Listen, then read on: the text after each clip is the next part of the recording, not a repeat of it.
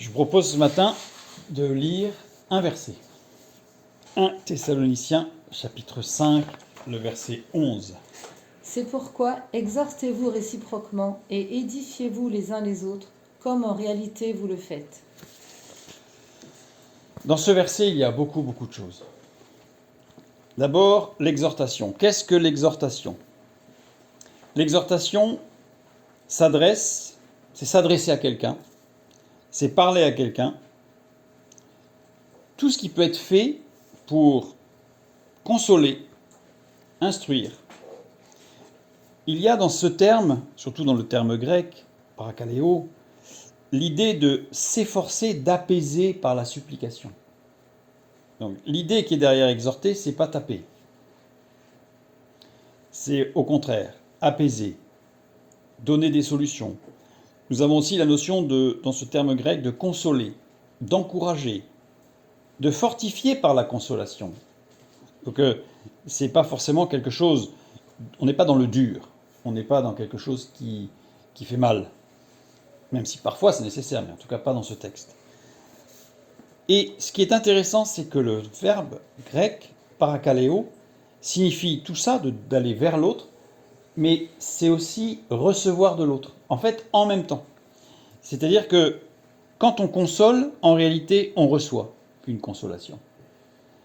Exhortez-vous réciproquement. Et dans ce verbe, il y a aussi l'idée d'instruire et d'enseigner. Ça veut dire que c'est, certes, on n'est pas dans le dur, mais on apporte quelque chose de solide. Quelque chose de solide qui ne fait pas mal. Et ensuite, il y a le terme réciproquement, qui renforce cette idée. Parce que déjà, dans le verbe, on a compris qu'il y a les deux sens. Quand on donne, on reçoit. Et quand on reçoit, en réalité, sans le savoir, on donne. Mais il y a cette insistance réciproquement, aléton en grec. Alors, c'est intéressant de regarder l'utilisation de ce mot dans la littérature grecque.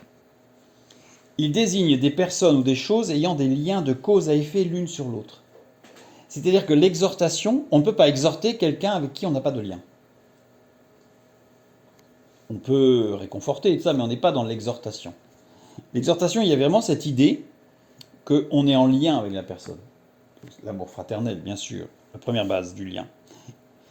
Il y a aussi cette idée d'un mouvement inscrit dans un cercle qui s'auto-alimente. Alors, dans le cas de l'exhortation, évidemment, on va appeler ça un cercle vertueux. Malheureusement, il existe des personnes qui sont dans des cercles vicieux, destructeurs. L'exhortation réciproque doit donc être quelque chose qui édifie. On entend le mot édifier, qui construit. Et d'ailleurs, juste après, l'apôtre Paul emploie le terme édifier. C'est pourquoi exhortez-vous réciproquement, donc ça, on sent tout l'amour fraternel, toute la communication qui va passer là. Et juste après, et édifiez-vous, les uns les autres. Le verbe édifier ici, c'est comme en français. C'est un terme qui désigne quelque chose où on bâtit, depuis les fondations jusqu'en haut. On n'a jamais vu quelqu'un qui construit un immeuble en commençant par le haut. On commence toujours par le bas, par la base, la fondation. C'est une évidence. Et pourtant, parfois, on entend certains qui commencent par le haut. La base, la parole de Dieu, les évangiles, Jésus-Christ, notre Sauveur et notre Seigneur. Important de toujours citer Sauveur et Seigneur. Il est Sauveur, certes. C'est une vérité absolue. Mais dans les évangiles et dans le Nouveau Testament tout entier, il est beaucoup plus insisté sur Jésus Seigneur que Jésus Sauveur. L'association de Jésus Sauveur, on la retrouve 20 fois. 24, je crois. L'association de Jésus Seigneur, 220 fois. On voit où est l'importance. Bien sûr, Sauveur, oui, et Seigneur surtout. Dans le terme d'édifier, le terme grec comme en français, on a l'idée aussi de remettre en état, de réparer. Et quand on répare, on peut faire des choses très mal, et on peut les faire très bien. Et en général, pour réparer très bien, qu'est-ce qu'il faut commencer par faire ? Casser un peu. C'est-à-dire qu'il faut enlever ce qui est cassé, sans exagérer, bien sûr. Et enfin, dans le terme grec, édifier, oikodomeo, il y a la notion d'encourager à la croissance. Donc on n'est pas que dans le dur. on est encore dans l'encouragement. Dans quoi? Dans l'exhortation. Cette fois-ci, une exhortation à la croissance. Donc on a les deux aspects. On a c'est pourquoi exhortez-vous, c'est-à-dire on commence par apaiser, réconforter, encourager, fortifier. Puis ensuite, une fois que les choses sont établies, et que je dirais que la tempête s'est calmée, on peut commencer à construire. Mais il ne faut pas mettre la charrue avant les bœufs. Et dans cette notion d'édification, on y retrouve évidemment les trois axes de la foi. À savoir l'écoute. Parce que pour pouvoir exhorter et édifier, il faut d'abord avoir écouté. Parce que quelqu'un qui est en souffrance, on ne va pas lui dire « je vois que tu es en souffrance, donc, et on y va ». Non, il faut d'abord voir la source de la souffrance, l'origine de la souffrance, l'expression de la souffrance. Donc on a d'abord l'écoute. Ensuite, évidemment, pour exhorter, édifier, il va falloir parler. Et le troisième axe qui est très intéressant, et que parfois on oublie, c'est l'action. C'est-à-dire que exhorter et édifier, ce n'est pas que parler, écouter, c'est aussi agir. Agir parce que parfois, il faut agir concrètement pour aider la personne à se sortir d'une situation. Donc il faut physiquement, parfois, il faut l'extraire de cette situation. Parfois, il faut l'aider dans les difficultés, dans une action à agir. Ou trouver des liens pour dire il faut que tu ailles voir telle personne ou tel organisme. Bref, il faut agir. L'exhortation, l'édification, sur les trois axes. C'est en fait l'expression de la foi, tout simplement. La foi, puisque la foi, ce n'est pas quelque chose de vaporeux, on l'a déjà vu, c'est quelque chose de très concret, c'est le dialogue, j'insiste sur dialogue, c'est-à-dire que ça va dans les deux sens, et l'action. Un dialogue actif, une action dans le dialogue. C'est la foi. Donc avec notre frère, notre sœur, notre prochain, nous sommes dans la foi active. Et enfin, dans ce verset 11 de la première épître aux Thessaloniciens, chapitre 5, édifiez-vous les uns les autres. C'est une expression. Alors c'est une expression grecque qui est assez difficile à traduire, parce qu'en fait elle a 4 sens. Un par un, édifiez-vous un par un. C'est-à-dire que ça insiste sur le fait que l'édification dont il est question ici, ce n'est pas une édification de groupe. On ne fait pas de la masse. On fait du cas particulier. C'est-à-dire un par un, avec un sens distributif, successif. Un par un. Insiste sur l'ordre séquentiel et l'individualité. C'est-à-dire que c'est vraiment du particularisme. On agit avec quelqu'un pour cette personne en particulier. Donc on ne sort pas des grandes théories. Et on ne va pas sortir le chapitre 1 du livre « Comment s'en sortir ». C'est-à-dire que c'est quelque chose de pratique, privé, particulier. Le deuxième sens de cette expression, les uns les autres, en grec, c'est l'un l'autre, qui insiste sur la réciprocité, l'interaction. Il n'y a pas un maître et un disciple. Il n'y a pas un bon et un mauvais. Il y a un frère, une sœur, ou un frère, ou une sœur, une sœur. Implique une relation mutuelle dans cette expression. Comme dans un... Alors attention, il peut y avoir aussi la notion de duel dans cette expression. C'est-à-dire l'un l'autre, ça ne veut pas forcément dire l'un avec l'autre. L'un l'autre, ça peut être aussi l'un contre l'autre. Parce que parfois, dans l'édification, il y a des oppositions. Une opposition qui ne va pas se transformer en duel. Une opposition qui va se transformer en réflexion. Pourquoi toi tu penses ça et moi je pense ça? On s'appuie sur quoi? Que dit la parole de Dieu? Revenons aux fondations, au fondement de notre réflexion et de notre foi. Un autre sens de cette expression, les uns les autres, traduit par les uns les autres, c'est chacun son tour. Donc on a la notion de mutualité, mais en plus, on parle et on laisse parler l'autre. Et après on parle. Parce que parfois, on écoute, puis après on parle. Il n'y a pas de mutualité en fait, c'est un puis l'autre. C'est-à-dire que là, c'est un échange. J'insiste encore sur le dialogue. Et on a encore cette notion, comme je l'ai dit tout à l'heure, de un contre un. Parce que parfois, édifier, c'est s'opposer. C'est-à-dire, stop, ça ne va pas. On a un exemple extraordinaire, je trouve, de cette exhortation réciproque, de cette édification les uns les autres, avec Pierre et Paul. On l'a déjà vu, Pierre est à Jérusalem, Paul se convertit sur le chemin de Damas, il part, il s'isole 3 années, puis il dit « Je suis revenu à Jérusalem parce que j'avais besoin de me restructurer avec le témoignage de Pierre. » S'efface. Donc il est venu, il a eu besoin de Pierre. Et quelque temps après, Pierre s'était un peu éloigné, je dirais, de la rectitude, du droit chemin. Et Paul le dit lui-même, je me suis opposé. Mais pas dans une opposition frontale en frappant, mais en disant, attention, là il y a un problème. Et là on est dans la mutualité, dans la réciprocité. J'ai tendu la main, on me l'a prise. Mon frère me tend la main, je la lui prends. Réciprocité. Et dans cette expression encore, c'est très très riche en fait, dans cette expression grecque, eistonena, il y a des nuances sous-jacentes. Il y a vraiment une sorte d'insistance sur l'individualité. Parce que Paul aurait pu employer une autre expression, ama, qui veut dire ensemble, qui donne tous ensemble, ou deux, quand on est deux à deux. C'est vraiment la singularité qui est soulignée, avec une réciprocité et ou dans la confrontation. C'est-à-dire qu'il n'y en a pas un qui a raison et l'autre qui a tort. Ça ne veut pas dire qu'on va faire des compromis non plus, mais ça veut dire qu'on échange. On dialogue.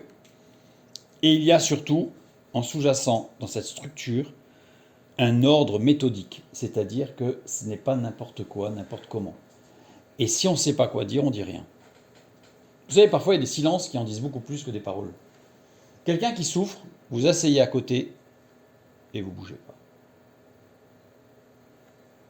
Il y a ce témoignage d'un enfant autiste, profond, qui n'avait plus aucune communication avec l'extérieur. Donc vraiment perdu l'enfant, à peu près 3 ans.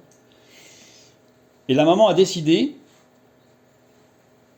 de le mettre dans une pièce toute blanche et de s'asseoir à côté de lui, parce qu'ils avaient tout essayé. Les médecins ont tout essayé, les électrochocs, le dialogue, rien n'y a fait. Donc ils ont retiré l'enfant de tout ça, et la maman s'est mise à côté de lui, pendant des heures et des heures, tous les jours, assise, à côté de lui, avec juste une parole au départ en disant « je suis là ». Alors psychologiquement, il a fallu tenir. C'est le rôle de la famille. Et au bout de plusieurs mois, il est complètement sorti de l'autisme et il a guéri. Extraordinaire. Il n'y a pas eu de parole, rien.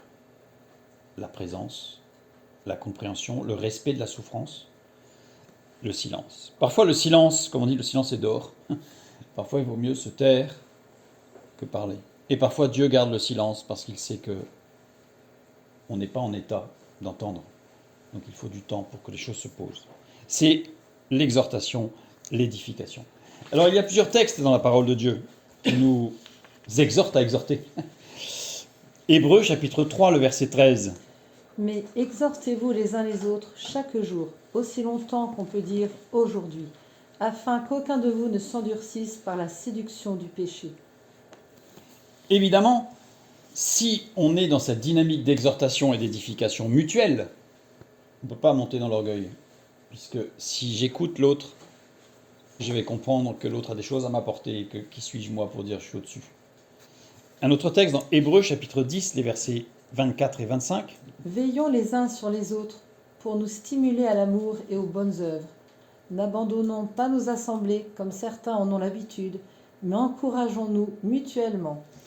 Ici, le terme assemblée, ce n'est pas une église. Le terme assemblée ici, c'est ceux avec qui je construis. Donc évidemment, ça peut être sa famille, ses amis, ses frères et sœurs, dans la foi bien sûr. Et donc ici, c'est l'importance de la communion fraternelle et de l'encouragement actif. Nous avons vu dans 1 Thessaloniciens cet échange réciproque, mais c'est l'un après l'autre, donc ça veut dire qu'il n'y en a pas que un et un, il y en a un et d'autres, mais chacun est individuel, chacun, ça ne fait pas une masse. Romains chapitre 14, verset 19. Ainsi donc, recherchons ce qui contribue à la paix et à l'édification mutuelle. Recherchons. Donc là, on a un effort à faire. Une fois de plus, je vais aller vers l'autre et rechercher ce qui contribue à la paix. Remarquez le texte, il ne dit pas rechercher la paix. Rechercher ce qui contribue à la paix, c'est-à-dire ce qui va construire la paix. Ça veut dire que peut-être qu'il va falloir un petit moment pour arriver à une situation paisible. Mais on est dans une dynamique. Éphésiens 4, 29. Qu'il ne sorte de votre bouche aucune parole mauvaise, mais, s'il y a lieu, quelques bonnes paroles qui servent à l'édification et communiquent une grâce à ceux qui l'entendent. C'est un verset qui est très très lourd de sens. Qu'il ne sorte de votre bouche aucune parole mauvaise. Alors c'est quoi les paroles mauvaises ? Eh bien les paroles mauvaises sont des paroles qui vont nous souiller à l'intérieur. Je pense à des mots grossiers. Vous savez que neurologiquement, un mot grossier en fait a un impact sur notre cerveau qui est colossal. Et si on en dit tous les jours, eh bien on martèle. C'est un coup de marteau, c'est un coup de marteau. Il est évident qu'à un moment donné, il y a des protections qui vont tomber. Paroles mauvaises, les blagues. Très dangereux les blagues. Il y a des blagues qui sont... Dieu a beaucoup d'humour. Jésus a eu beaucoup d'humour avec ses disciples. Un jour, il faudrait peut-être faire une étude sur l'humour de Jésus avec ses disciples. Mais un humour qui ne peut jamais blesser. Et l'humour le plus blessant, c'est l'ironie. Parce que quand on utilise l'ironie, d'abord il y a du double sens. Donc lequel est vrai ? Lequel n'est pas vrai ? Et ensuite, comment l'autre va le percevoir ? Parce que l'autre a peut-être une autre histoire, une autre culture, une autre manière d'appréhender les choses. Dans la parole de Dieu, vous ne verrez aucun homme ou aucune femme de Dieu blaguer de façon déplacée.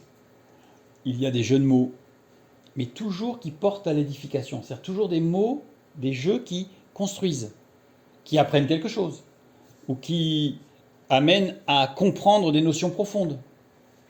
Faisons attention. Faisons attention. Colossiens chapitre 3, le verset 16.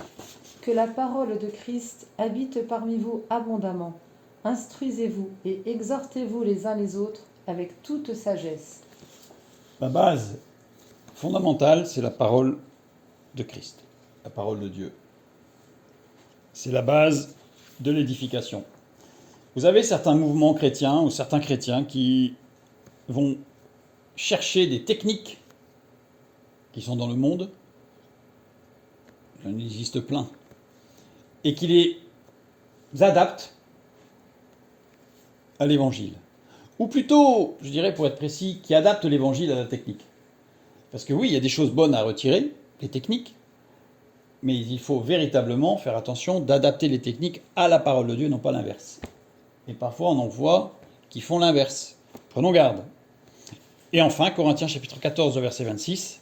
Que faire donc, frères, lorsque vous vous assemblez, que tout se fasse pour l'édification ? Voilà, bâtir avec les autres, le corps de Christ. Il faut vraiment prendre conscience que nous sommes une pierre vivante d'un ensemble. Imaginez que votre main se mette à vous donner des claques en vous disant c'est une blague. Enfin, c'est même pas concevable en fait. Ben, c'est la même chose dans le corps de Christ. Comment est-ce possible ? Comment est-ce possible ? Restons dans cette dynamique que Paul écrit aux Thessaloniciens. Exhortez-vous réciproquement dans un cercle vertueux et édifiez-vous les uns les autres. Un par un, l'un et l'autre, chacun son tour, on échange. Quelque chose de respectueux en réalité. Comme en réalité vous le faites. Et le verbe faire ici, c'est poieo, qui veut dire faire quelque chose en s'appuyant sur autre chose. Donc on s'appuie sur quoi ? Sur la parole de Dieu. Et en même temps, poieo veut dire mettre en pratique. Donc comme vous, en réalité, vous le mettez en pratique. c'est de la pratique, c'est pas de la théorie. La vie avec Christ, c'est quelque chose de très très pratique. Souvent, quand on parle à des inconvertis, ils ont l'impression que c'est de la théologie, c'est presque philosophique, voire au-dessus. Éthérique. Le témoignage du chrétien, c'est au contraire très pratique. Très pratique. Restons dans cette dynamique et demeurons fermes, basés sur la parole de Dieu. Et pour être basé sur la parole de Dieu, il faut la connaître. Et pour la connaître, il faut la lire.